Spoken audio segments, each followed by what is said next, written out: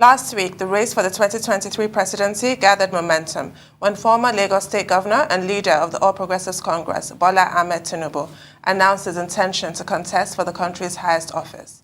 Since his declaration, Tinubu has become the most talked about politician in Nigeria. While most of those who served as governors between 1999 and 2007 have lost their relevance in the political arena, Tinubu has remained a political colossus in Lagos and even spread his tentacles to other parts of the country.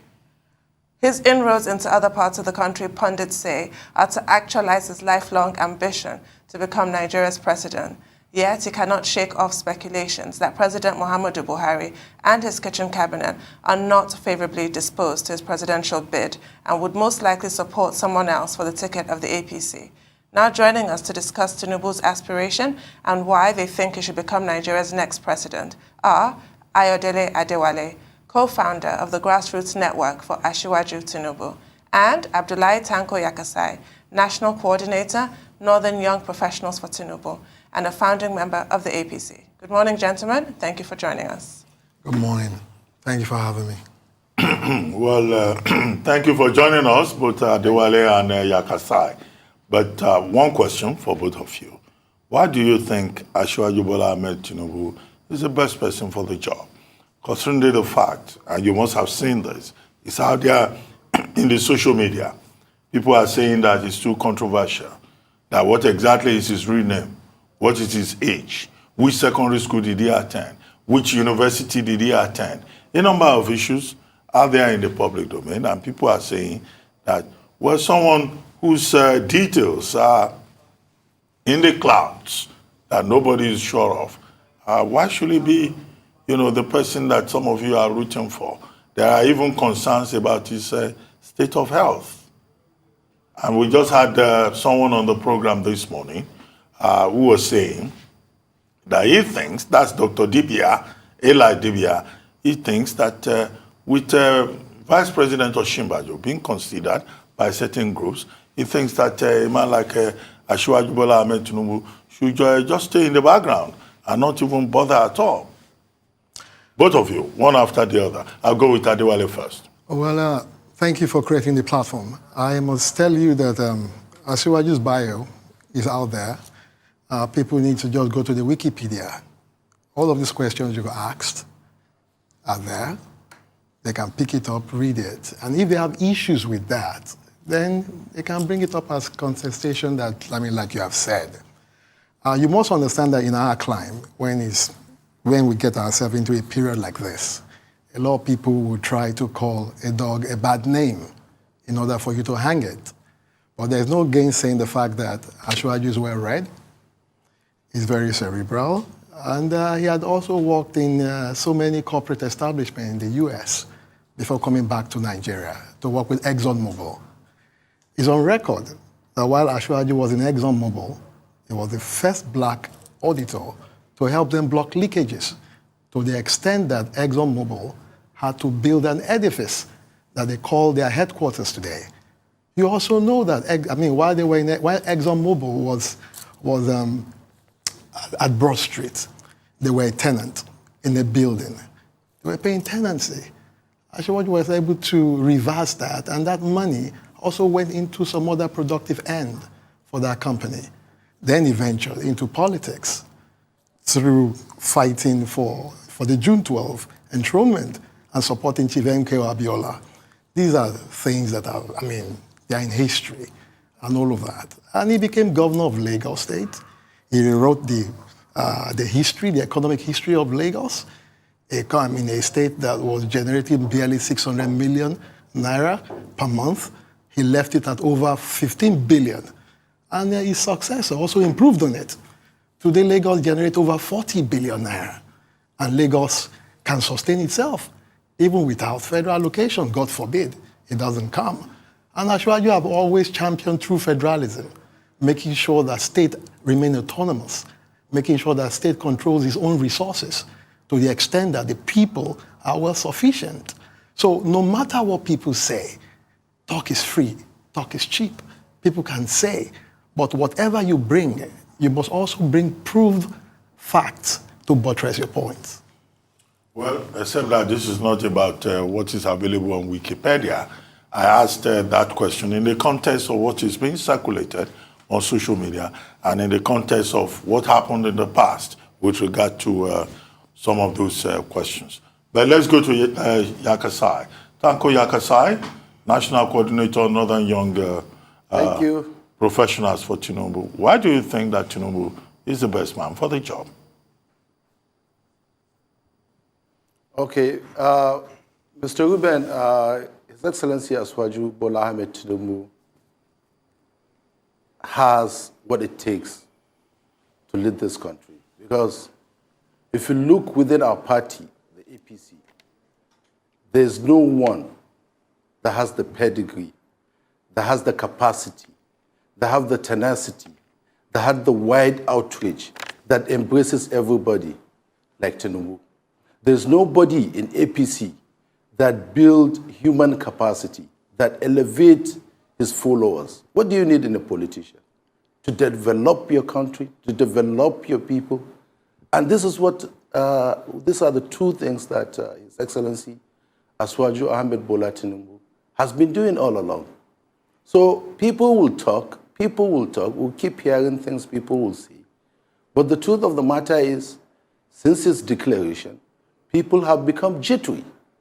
I tell you that as it is today, since that declaration, people have been coming out to say they want to support His Excellency. You've seen what happened in Abuja on Monday during that harmonization of all the support groups.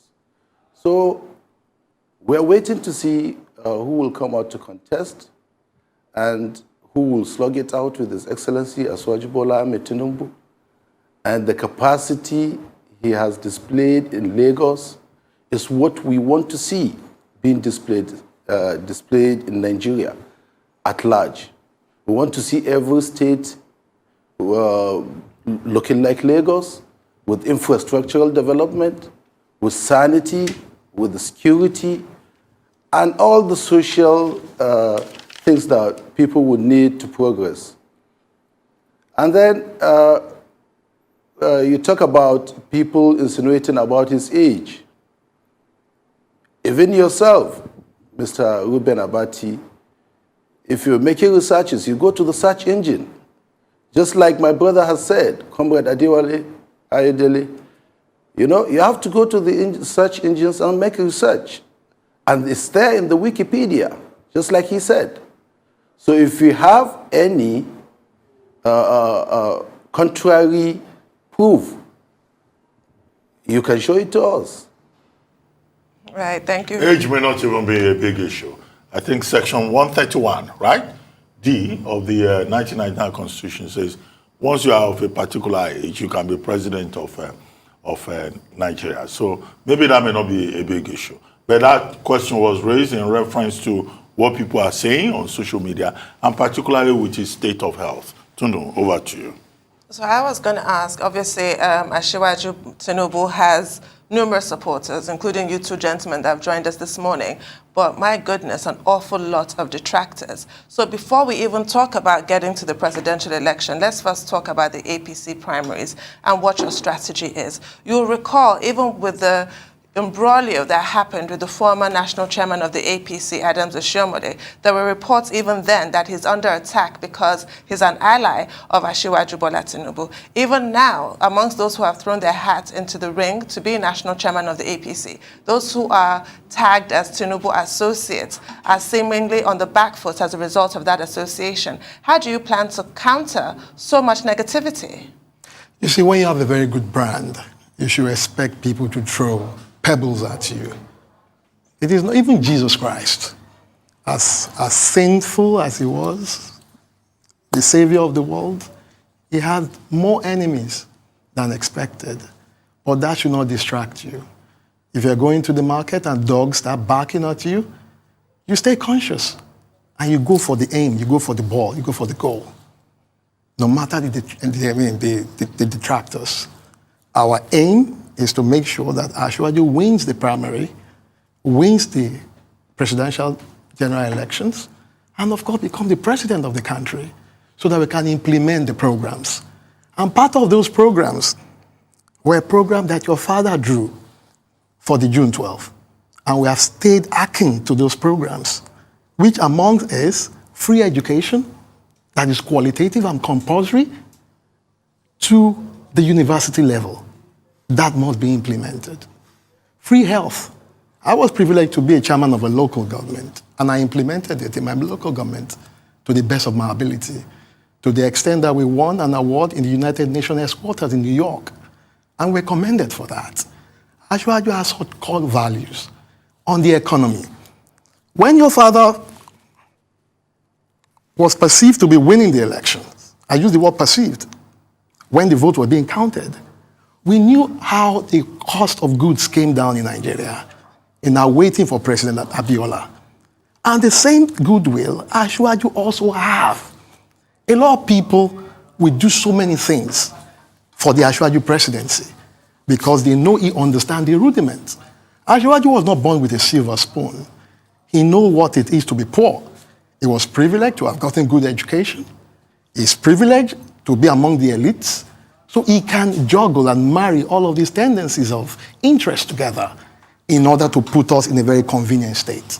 So we are very sure that what happened in Lagos, if Asiwaju had gotten the cooperation of the federal government, remember that Asiwaju was the first to try to embark on an independent power supply, bringing Enron to Lagos to create such opportunity. But yet, it was put to stop by the Obasanjo administration. Today, Delta State commissioned an independent power source that was brought in by a friend of mine and all of that. Today, we have different government embarking on independent power source. And the main problem of this country is power. When you have power, a lot of opportunities will be created. The overhead in your company right now, you're running on generator. I can imagine the overhead that you guys are expending. I've gone around the premises. I can hear the noise. That. Yes, I go around. Instead of you to come to the studio, no, you were no, going around on an inspection tour that is unknown to management. No, I should appreciate what you have. And I've been with Arise for a very long time, even when you were taking boats to take me to your station in Apapa. So you have invested so much to create this station that you have, which is a world-class brand. But I'm telling you that with Asiwaju's presidency, a lot of people will even come from the diaspora at no cost because he have the political capital that he's going to put on the table. Well, thank you for that. I want to ask Mr. Yakasai the same question. How do you plan to deal with antagonists? Well, not deal with, we know what I mean, to address the antagonism that's been directed at your principal in the run-up to the APC National Convention? Okay, thank you, my sister. You see, we are trying to bring what Tinubu's achievements are to the table. We will be going to the grassroots to tell people that this is the man who has done this, who has done that, and we are seeking for your support. If you table to somebody what you think is good, he will reason and see with you that, okay, I'll buy this idea. The antagonists will never go. They will be there forever. But what we are looking for is to galvanize this movement and see that a lot of people will win them over and they buy the idea and see that this is the man that can build the future of this country. So while they're doing their antagonism, we'll be doing our own grassroots work to make sure we sell him to the people.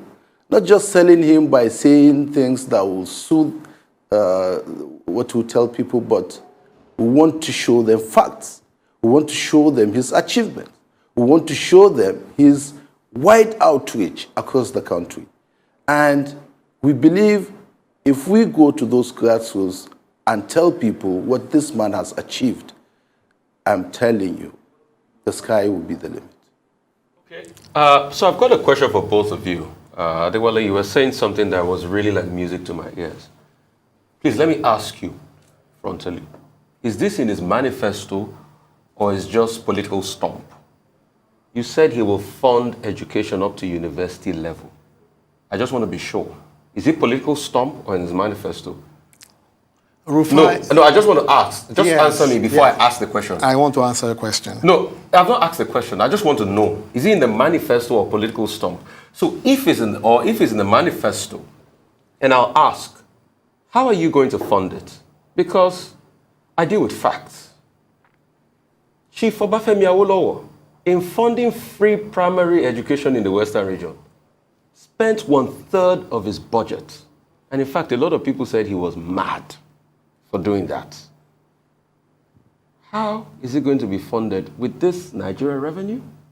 You asked the question. You asked the question. Rufai, you've known me for a very long time. I will not come to play political stunt here because I have a pedigree to protect. You mentioned Chief Obafemi Awolowo with the free education at his time. In primary school? In primary school. I was opportune to be with Chief Anthony Enahoro of blessed memories, and Professor Jadesola Akonde and Baba Oniwidiomo Ojola. We were discussing this issue, and I asked the same question. And they told me that when the free education policy program was brought to Awolowo, he was initially very scared because there are 5,000 teachers. That how were they going to fund it? Then you have Chief Maja came on board, Okpeifa came on board, and Ajashin, they all sat down, right? And they started it. Awokoya. They started it. And I was impressed, right? Look, to fund education in Nigeria is very easy. You have two critical areas that will grab money.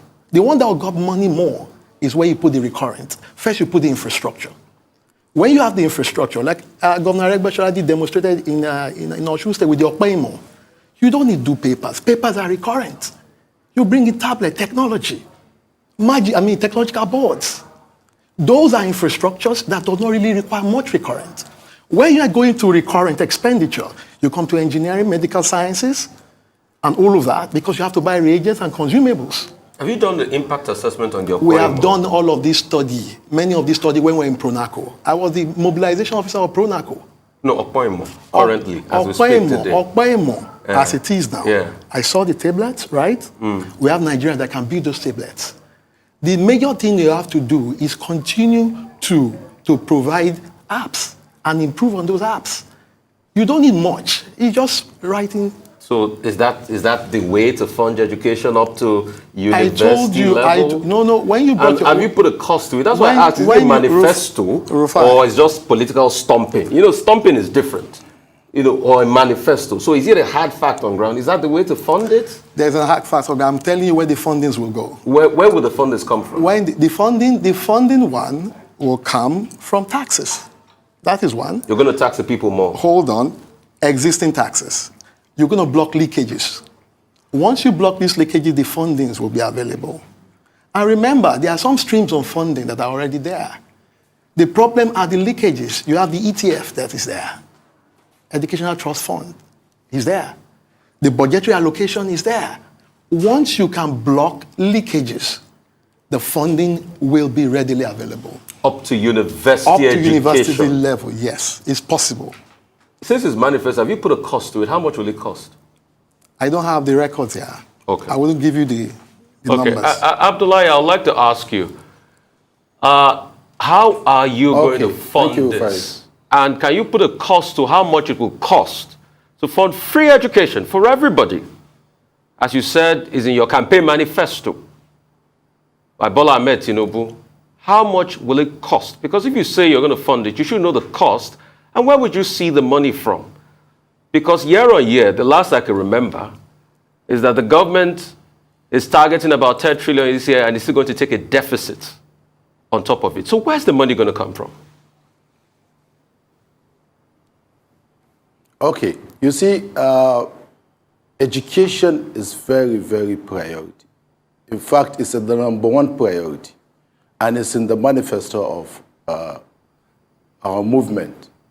So what I want to say is, it's just like Nigeria, we budget. We budget not because we have the money on ground. So we are budgeting because we're anticipating these funds. So You see, as we have, just like Comrade said, there will be taxes, there are international donor agencies, and His Excellency has the capacity with his outreach outside the country to mobilize resources for education. We have seen it done in some states at their own level. So we're talking of a national level now, and His Excellency can source funds from outside, can generate money from taxes, and then we'll fund this program. And for everyone, you have to have a mission and a vision. This is a vision. Nobody knows what will happen tomorrow, but you plan. So this is our plan. We want to see every young Nigerian educated from primary to secondary to university level. So we have to do that. We're trying to do that. And the sources will come at the right time. I asked you a question. Do you know within how much, and outside the country? Do you know how much it will cost to fund free education up to university level in this country? Because if you say it's part of your plan, you should have a cost to it already. And that's why I deliberately ask, is it political stump or manifesto? If it's political stump, I can excuse it because people will stump politically. But if it's manifesto, do you know the line item cost for it as we speak? Give me the exact amount. I don't have the exact figure. But what I want to tell you is, Rufai and you, when we were young, how much were we paying? How much were parents paying for secondary school? I think 17 naira also. At university, how much? I think 1,000 also. So, and now we're where we are.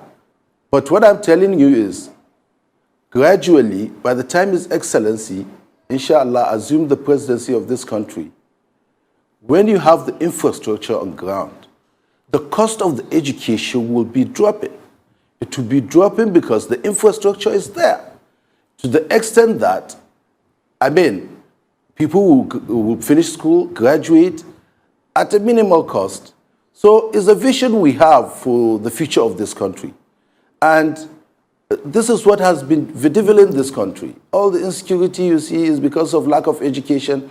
If these young men are educated, they will go into the bushes, they will be on the roads committing crimes. They will be so engaged. It's just like Lagos. 5 a.m. Since I came, 5 a.m. for 3 days I've been waking up. It's not like that in Abuja. Because everybody is educated here, is trying to do one or two things here. Not everybody, most.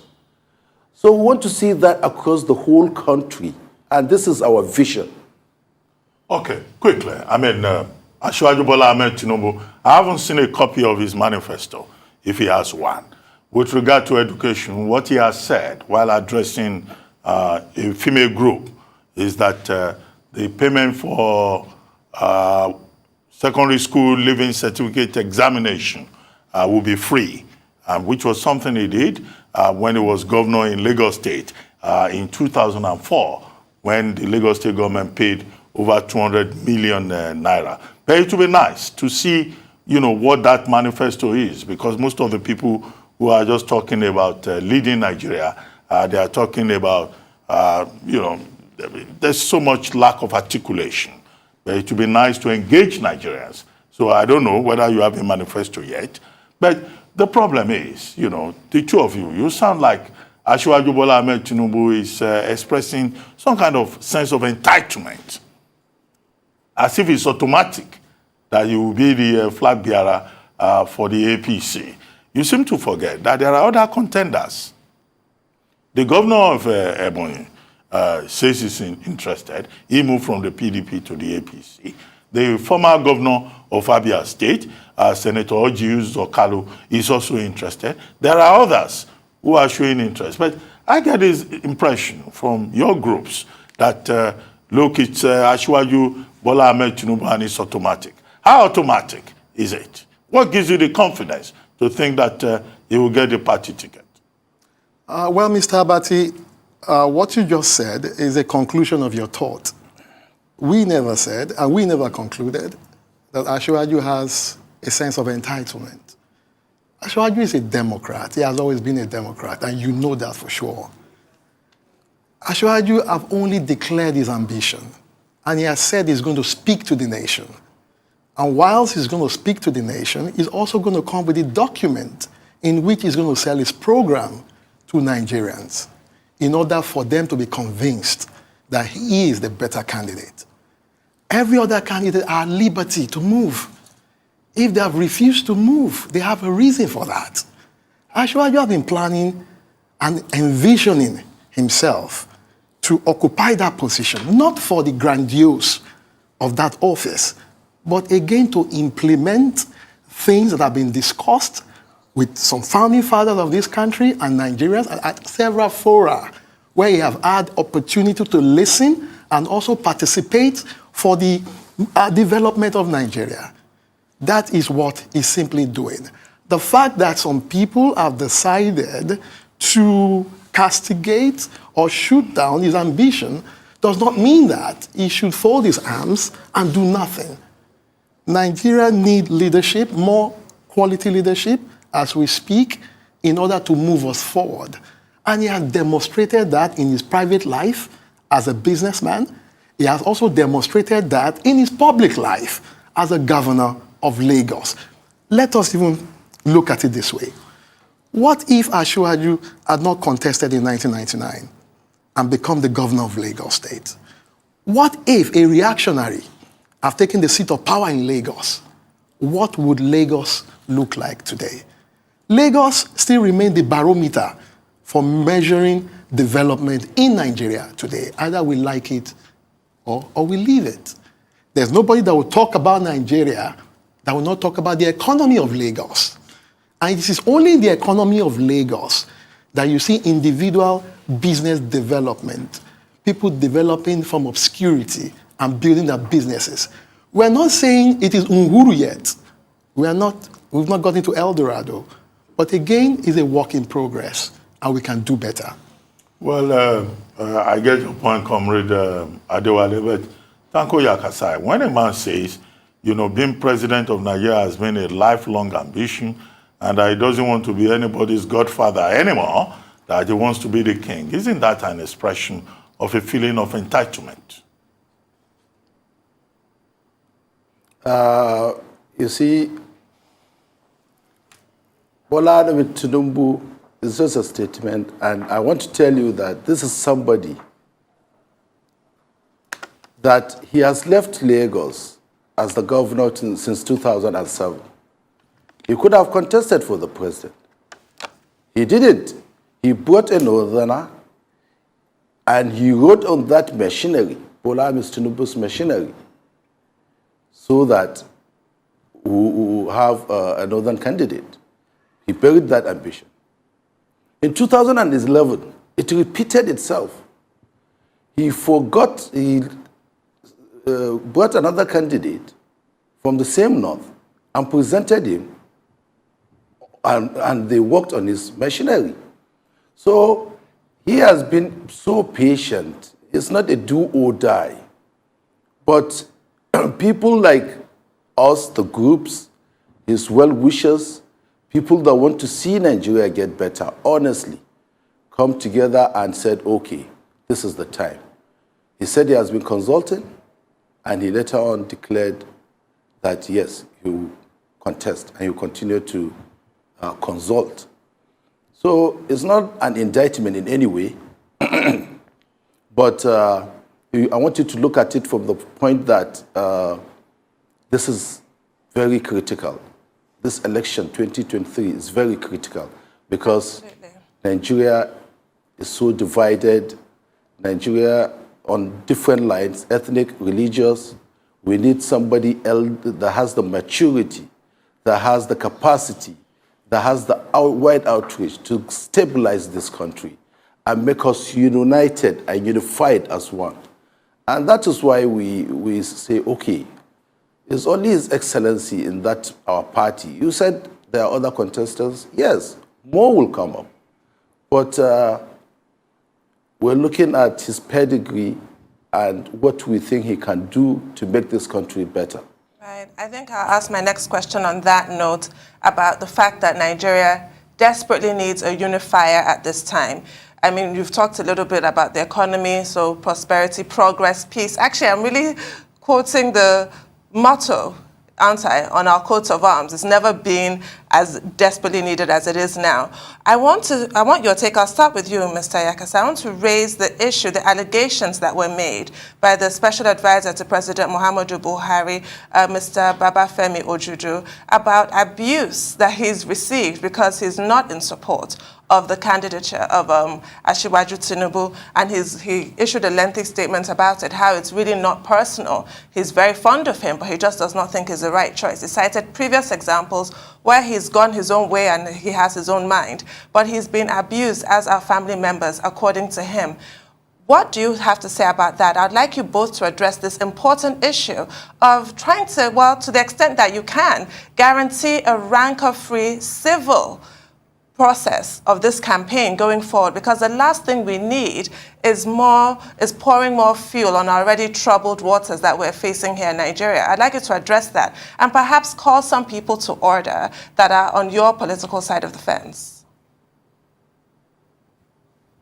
Okay, thank you. You see, if Mr. Ojudu said he's been attacked because he's supporting another candidate, you were just telling us now that people are castigating our principal, Mr. Asiwaju Bola Tinubu. So, the same way you said Tinubu is being attacked, that's the same way supporters of Tinubu will attack Ojudu, because he is not with them. So, that will continue to happen, and there's no any political party that doesn't have crisis. You know, but how you manage it is what is key. You know, how you suppress those crises is what is key. Even if there's election, after the election, there will be litigations and people will decamp, feeling aggrieved, but managing it is what is important. And this is why I'm telling you that His Excellency is the right candidate, because he's a unifier. He will pull everybody so that if you want to come, he will go with you, unless if you resisted. So, Ojudu should expect more of that. Oh dear. Can I come in, please? Yes, please, comrade. First and foremost, let me say that Asiwaju will never send anybody to attack anybody. And if anybody has said unprintable words against Mr. Ojudu, the onus lies on him to prove that that person is actually from Asiwaju Bola Tinubu. And Mr. Ojudu do know, he does know, because I'm very close to him, that Asiwaju will never do that. Asiwaju is very forgiving, even people who have wronged him. And if you permit me, it's just like you're sitting there, and I always refer to him because I preserve his history, and I've always worked for a lot to make sure that all he deserves is given back to him, and that's your dad, Chief MK Abiola. It was on the street of Lagos when some Air Force officers slapped him and they abused him. Yes, he was attacked by some military ratings and all of that. The Mad Dog incident. The Mad Dog incident. Chief Abiola never raised a finger. He never even fought the military hierarchy and all of that. He took it in as a leader and all of that. And he forgave them. He forgave them. I'm only saying that because Asiwaju also followed Chief MK Abiola's principles and ideology of peaceful conduct and making sure that people remain peaceful in all of their activities. So he will never do that. And if there's any incident where Asiwaju have told some people to go and attack anybody, kindly state it and let's prove it.